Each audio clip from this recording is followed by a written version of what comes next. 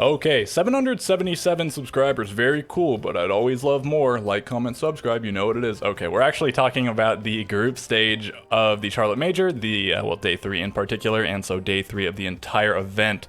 Okay, so we now know all of the teams that will be going forward into the playoffs. I guess we're still waiting to see how everything gets seeded, but we do know all of the teams that will be playing in that single elimination 8-team bracket, and so we know all of the teams that will be going home.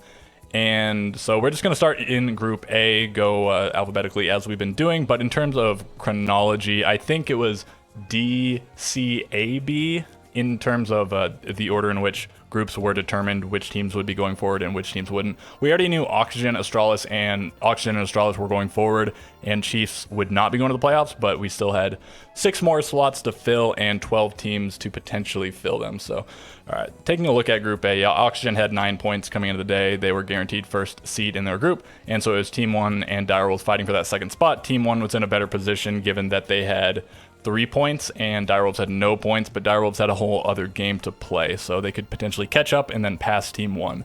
So looking at what happened, Direwolves took down Team 1, so this wasn't a very good tournament for APAC. This was one of APAC's 2 wins in the whole tournament. I think APAC ended up being like 2-14 overall.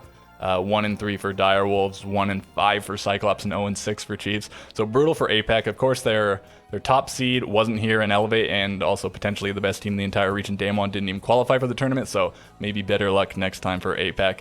And also for Team 1, considering how poorly they did even against the Direwolves, and then they sort of got smoked by Oxygen as well. I mean 7-5 didn't get smoked here, but 7-4. So not destroyed, but they couldn't manage to take them to overtime in either one. It doesn't look very good for Team 1 when they actually make it to the playoffs. I guess 3 of their players will be in Charlotte, so they've all been playing for Mexico, but 3 of them will be in Charlotte by the time they play their playoffs match, and so maybe that'll help them out. It seemed like in the end it was more of a hindrance to play from Mexico. W7M and Furia seemed to underperform. You know, maybe they would have performed similarly if they were in Charlotte. We'll never know. But Team 1 also didn't do too well, and they seemed to only really make it through by way of their team missing Elevate. Probably if Elevate was here, things would have gone quite differently.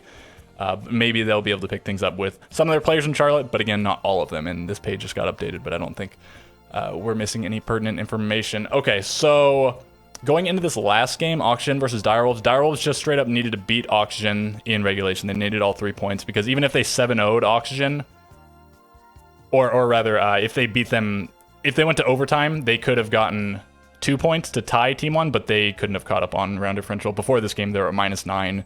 And so, I mean, even if they did 7-0 Oxygen, they couldn't catch Team 1 on round differential. Of course, the 7-0 would have resulted in them getting to 5 points, but just talking about the differential there. So, yeah, Oxygen just sealed the fate of Direwolves. They were on like a 20 or 30-minute tech pause, and Oxygen looked like they were losing their minds, and then they came back and just kind of crushed Direwolves. They got to, I think it was like 6-1, and at that point, Direwolves could no longer qualify, and then I guess they got a few more rounds, but Oxygen did end up taking them down fairly easily in the end. So, right, Oxygen and Team 1 going forward as the first and second seeds from Group A, and then taking a look at Group B here. Again, I think this was the final group to be decided. The final match of the group stage was Furia versus Cyclops, and it ended up being not important. Cyclops, if they beat Furia, I think it was like 7-3 or better, then they could have passed them, but still only got 3rd place. That would have got them more money and more SI points, but still couldn't have made it to the playoffs, so it didn't really matter for that much. But Furia closed it out, and again, Cyclops getting one of APAC's 2 victories overall. And Liquid does end up as the first seed of the group, but not by a massive margin. Xset tied them on points. Liquid only beat them on round differential. So yeah, Liquid didn't look as good as people expected, but they did still end up as the first seed.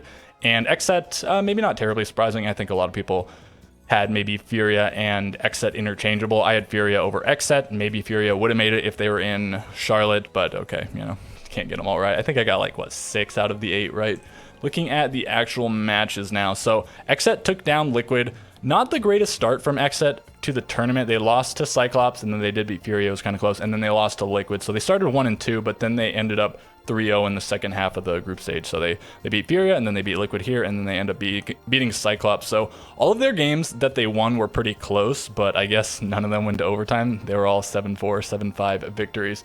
And so Xset's looking pretty good. They are the only second seed NA team. All the NA teams are actually moving forward. The other 3 are first seeds, and that guarantees that Xset will be playing against an NA team in the quarterfinals. So that's either going to be Dark Zero or Astralis or Oxygen. That also guarantees that we'll see an NA team in the semifinals. Hopefully not only one, because if it's only one, that means that both the other NA teams not in that matchup lost their matchups. That would be unfortunate. Hoping to see at least 2, if not 3. I'd like to see NA take the tournament home. Okay, so yeah, Xset took down Liquid. This time they actually got it done. Last time it looked like they should have got it done, but they ended up falling off after a super hot start, especially by Kino, but right now Xset do take it over Liquid. And then Liquid smokes Furia. So Furia just got to go back to the drawing board. I think it's entirely possible that maybe they'll become a good team, but they've really shown that they're capable of qualifying, and they have qualified for every tournament for quite a while now, but they've had no spectacular results, always going out fairly early in bracket or not making it out of groups. And, they did just pick up 2 players, and they did have to play from Mexico, so if they do qualify for the next major and they actually get to attend in person, maybe they will have better results. But for now, I don't put a ton of stock in them after this result. This could have been a 7-0. I think they were up 6-0, but Furia did get the 1 round on the board. And Xset took down Cyclops. They needed 6 rounds, so they just needed 1 point to guarantee that Furia couldn't catch them in points, and they did that, and they ended up even winning it. So 3 more points for them, tied them with Liquid, and then Furia beat Cyclops. Furia clinches that 3rd place spot. Moving on to Group C. All right, so Dark Zero and G2 are the ones that go forward, and this looked like by far the most likely result. Maybe G2 could have made it over Dark Zero. Off the top of my head, I think Dark Zero had more points coming into the day, right? By like 1, I don't know, whatever it was. They were the top 2 teams, and then W7M and Heroic had a pretty wide margin between themselves and the other 2 teams, so they both got eliminated. I think a little bit surprising, not super surprising in hindsight.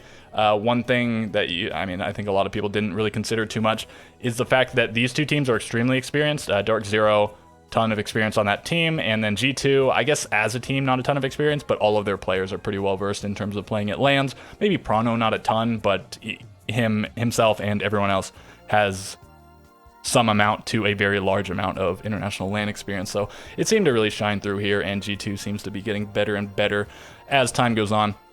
And okay, W7M, Heroic, right? W7M, no experience. Heroic, no experience except for Uno. So I guess it really came back to bite them, and it turns out that being extremely dominant in your region won't necessarily translate to being extremely dominant at a major, even if it's still best of ones. Okay, so right, you'll notice that G2 had 2 wins only, and like W7M had 3 wins, so it seemed like maybe W7M should be going for it instead of G2, but because of the whole overtime point distribution thing, it is G2 going forward. Also funny to note is that Team 1 got knocked out in a similar way at the 6 Invitational. They had a better win record than some of the other teams that were above them, at least one team, but they got knocked out in the group. Alamau was on that team, very vocal about the matter. And now here he is on G2 going forward with a worse winning record than W7M. And of course, they weren't robbed or anything. It was already established that this is the format, but perhaps the format should be reconsidered going forward. Taking a look at the actual games, Heroic lost to Dark Zero, so Dark Zero going to overtime quite a lot again. 4 of their 6 games, the 2 games that ended in regulation, they won, and even 3 of the games that they went to overtime in, they won. So 5-1 record for Dark Zero, one of the better records in the tournament, one of the highest point totals in the group stage, so quite good for them. And then Heroic takes down W7M.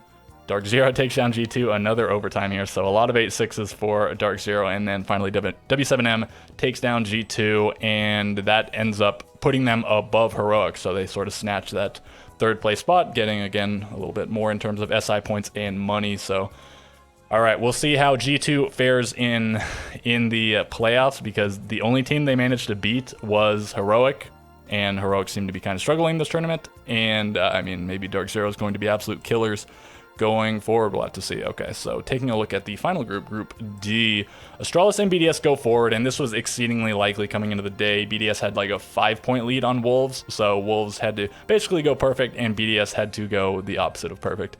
But it really was a race to first place for Astralis and BDS.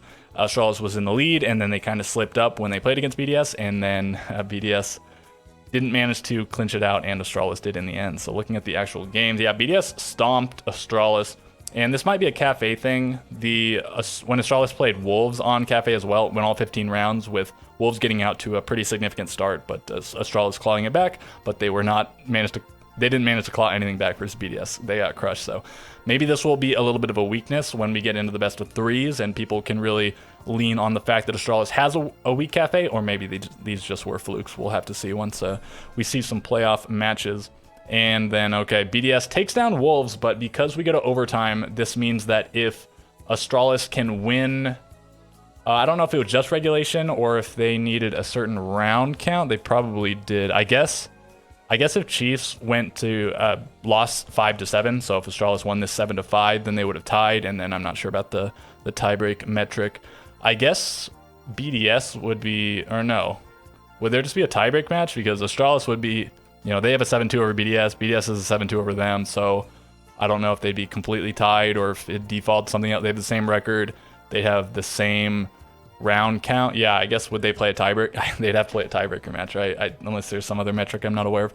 So that did not end up happening, and they took them down handily enough to secure that first place, along with 2 other NA teams in those first seeds once again.